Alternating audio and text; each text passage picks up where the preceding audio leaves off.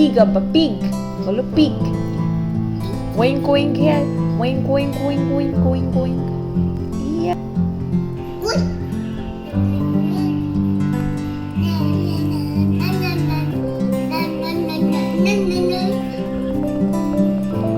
আসসালামু আলাইকুম নতুন আরও একটা ব্লগে সবাইকে ওয়েলকাম জানাচ্ছি। সকালবেলা আজকে অনেক রোদ, একদম ঝাঁঝালো রোদ, সব কিছু পুড়িয়ে দিচ্ছে। তো বাবুকে নাস্তা করিয়ে দিচ্ছি, ওকে তেলের পিঠা দিয়েছি খাওয়ার জন্য। ও মাশাল্লাহ খাচ্ছে। পিঠাগুলা যেগুলো আমি বানিয়েছি, বানানোর পরপরই ওকে দিয়েছি। প্রতিটা পিঠাই ও একটু করে হলেও খেয়েছে। তো ওইদিকেই আমার সার্থকতা। যদি আমার ছেলে খায় আমার রান্না করা বা বানানো কোনো জিনিস, তাহলে খুবই আমার ভালো লাগে। আসলে যে কোনো মায়েরই এরকম যদি কষ্ট করে রান্না করা হয় আর বাচ্চা যদি সেটা খায়, তার থেকে বড় আনন্দ আর পাওয়া আর কিছুই হয় না মনে হয়।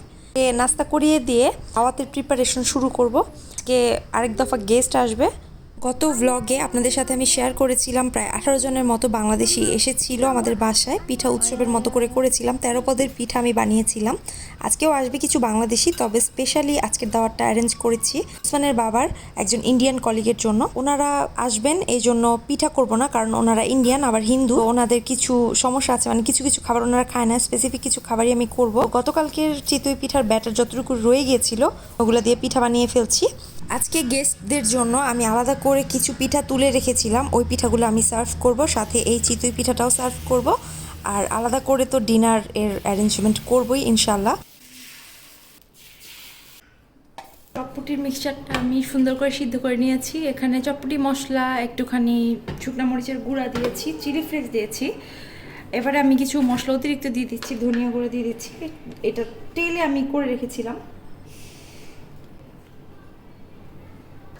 একটু জিরা গুঁড়া দিয়ে দিচ্ছি, জিরাটাও আমি খুব ভালো করে ভেজে তারপর তেলে রেখেছিলাম। এই যে আর দেখলেও বোঝা যায় ভাজা জিরার গুঁড়া কিন্তু একটু কালো কালো হয়, আর যদি ভাজা না হয় তাহলে কিন্তু এত কালো হয় না। তো এটা দিয়ে দিলাম হাফ টেবিল চামচের মতো, ব্যাস। আর লবণ দিয়েছি স্বাদ মতো। এবার এটাকে ভালো করে মিশিয়ে নেব। গতকালকে রাতে ঘুমাতে যাওয়ার আগে আমি ডাবলিগুলো ভিজিয়ে রেখেছিলাম, সকালে উঠেই এগুলা প্রেশার কুকারে দিয়ে সিদ্ধ করে নিয়েছি। বিকালের নাস্তায় মানে সন্ধ্যার দিকে যেহেতু ওরা আসবে, সন্ধ্যার সময় আমি পিঠার সাথে চটপটিটাও করব, কারণ হচ্ছে যারা আসবে এর মধ্যে বাংলাদেশি যারা আছে 2 জন প্রেগনেন্ট, তো স্পেশালি ওদের জন্য আমি চটপটিটা করছি। আমাদের দুপুরে আর মানে ভাত রান্না করবো না, গরু আছে যা, ওইটা দিয়ে হচ্ছে এই পিঠাই চলবে। আর বিকালে কিছু পাঠাবো নুসাইবা বাবুকে, ও খুব মানে পছন্দ করে খেয়েছে, ওই জন্য আমার অনেক বেশি মানে ভালো লেগেছে, তো ওই জন্য ওকে একটু পাঠাবো। তো যাই হোক, আজকে তো গেস্ট আসবে, আমার বিশাল প্রিপারেশন চলছে, মানে খুব কাজ, কারণ কালকে তো আর তেমন কোনো কাজ আগে রাখতে পারিনি। তো এদিকে হচ্ছে মালাই চপ করব, দুধটা বের করে রেখেছি। আর এদিকে পেঁয়াজ এই যে ভিজিয়ে রাখছি, এটা হচ্ছে কাটবো এখন। আর এদিকে গোস্তটা দুধ দিয়ে আমি ম্যারিনেট করে রাখছিলাম, এখন এটা হচ্ছে একটু ভেজে রাখবো আর কি, মানে অনেক কাজ ফুচকার জন্য। এই যে এটা ভাজবো, ডিমটা ফেটে রাখছি মালাই চপের জন্য। আর এই যে আমার চটপটির মিক্সচারটা মোটামুটি রেডি, এখন আগে এটা রেডি করে ফেলবো। আর ঘরটা তো মোটামুটি পরিষ্কার করে রেখেছি, এখন একটু ভ্যাকুম করতে হবে, দেখি যদি সময় পাই মুছেও ফেলবো আরেকবার, কারণ রান্না বাড়ার পরে একটু ঘরটা দেখা যাবে আঠা আঠা হয়ে গেছে। এই যে আমার ছেলে, ওয়াও বাবা মাশাআল্লাহ, ওয়াও ওয়াও ওয়াও, আব্বা ওখানে রাখো, পড়ে যাবে, ওখানে রেখে দাও। গুড বয়, মাশাআল্লাহ, ওয়াও কি সুন্দর করে খেলছে আমার বাবা। তার এটা খুবই পছন্দ, মানে মোটামুটি আর কি, যখন সব খেলা শেষ সবার শেষে এসে এটাই খেলে।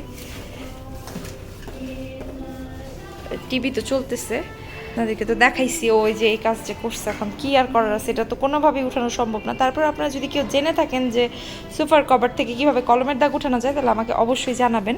দেখো ওর বাবা গেছে বাজারে, কিছু দরকারি জিনিস একদম লাগবে, আর্জেন্ট, শেষ হয়ে গেছে। আর চিংড়ি মাছ, ইলিশ মাছ রবিবার ছাড়া পাওয়া যায় না, তো ওইটাই আনতে গেছে আর কি, দেখা যাক পাই কি না ইলিশ মাছটা।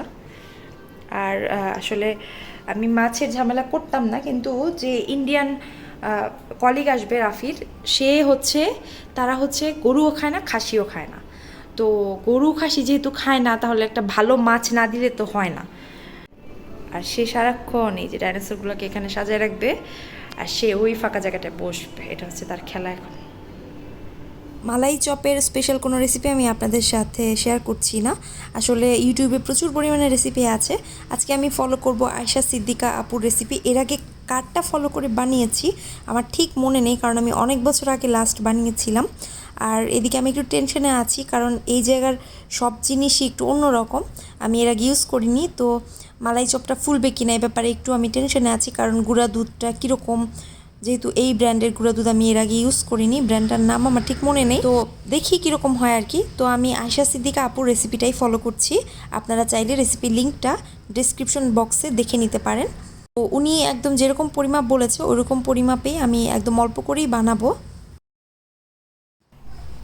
মালাই চপটাকে আমি রেডি করে রাখছি, কারণ এটাকে ফ্রিজে রেখে আমার ঠান্ডা করতে হবে। এতগুলা কাজ হাতে আছে, কিভাবে যে করব আমি বুঝতে পারছি না। সময় খুবই অল্প ছিল আর মোটামুটি অনেক রান্নাবাড়াই ছিল। তো আলহামদুলিল্লাহ সময় মতোই শেষ করেছি। 6:30টায় আমি সব কিছু শেষ করে উপরে গিয়ে চটজলদি রেডি হয়ে আবার নিচে চলে এসেছি। গেস্টরা অলরেডি চলে এসেছিলো, আমার তখনও বেগুন ভাজি করা বাকি ছিল, পোলাওটাও আমি রান্না করিনি। তো বেগুন ভাজিটা আমি সবেমাত্র রেডি করে রাখলাম ঠান্ডা হওয়ার জন্য। এদিকে চটপটিটা সার্ভ করে দিয়েছি, উপরে একটু ডিম গ্রেট করে ফুচকা ভেজেছি, চটপটির জন্য একটু টক বানিয়েছি, আর ডিনারের জন্য রুই মাছ ভাজি করেছি, ডিম ভুনা করেছি, আর ওইদিকে চিংড়ি মাছ নারিকেল দুধ দিয়ে রান্না করেছি। তো পিঠা সার্ভ করেছিলাম বিকেলের নাস্তায়, সেটা মোটামুটি শেষ হয়েছে। ফুচকাটাও দেখতে পাচ্ছেন খেয়ে অনেকটাই শেষ হয়ে গেছে। ইলিশ মাছটা ছিল না, এই জন্য রুই মাছ নিয়ে এসেছে।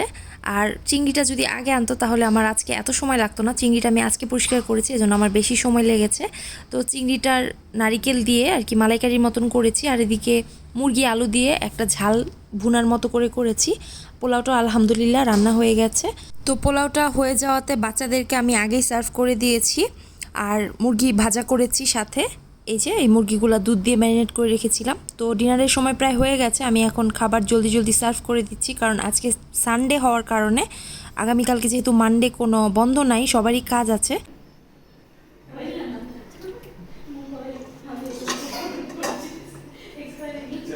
এখানে ক্যামেরার পিছনে আমাকে সাহায্য করেছে মিতুকে অসংখ্য ধন্যবাদ আমাকে একটু রেকর্ডিং করে দেওয়ার জন্য।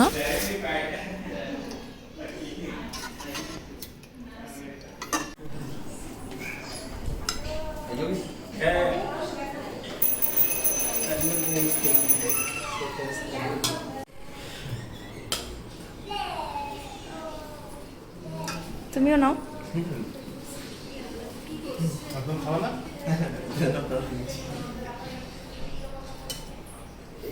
সবকিছু আলহামদুলিল্লাহ ঠিকভাবে শেষ হয়েছে। তো যে খাবার অবশিষ্ট রয়ে গেছে ওগুলো আমি এখন ফ্রিজে রেখে দিব। এত খাবার রয়ে গেছে আমি বুঝতে পারিনি।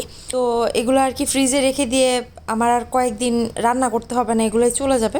সবসময় দাওয়াত হলে দেখা যায় যে আমি খাবারটা আইডিয়া করতে পারি না ঠিকভাবে, কিছু না কিছু আর কি বেশি হয়ে যায়। তো এদিকে লেবু আমি কেটেছি, বাট সার্ভ করতে ভুলে গেছি। তো এখন একটু গুজগাছ করে শুয়ে পড়বো, আর কোনো কাজ আজকে করবো না, কারণ টানা 2 দিন কাজ করে আমি খুবই টায়ার্ড। নিচে থেকে কমপ্লেনও আসছে, ফোন দিয়ে বলছে তারা ঘুমাচ্ছে, তাদের বাসায় বাচ্চা আছে। উসমানের বাবার কলিগ ইয়োগি ভাই আর ভাবি প্রথমবার আমাদের বাসায় এসেছে। তো ওনাকে আমি গিফট হিসেবে ভাবিকে আমি আমার হাতে বানানো কিছু ঝুমকা দিয়েছি। তো ওনাকে বললাম ভাবি নীল রঙের ঝুমকাটা একটু পরে দেখান, তো উনি পরেছে। তো ছবিটা আপনাদের সাথে শেয়ার করলাম। ইন্দোনেশিয়ান আন্টি এখন বের হয়েছি, সবাইকে বিদায় দেওয়ার জন্য এগুলো ধরিয়ে দিল, এই যে বললো ছেলেকে দিতে।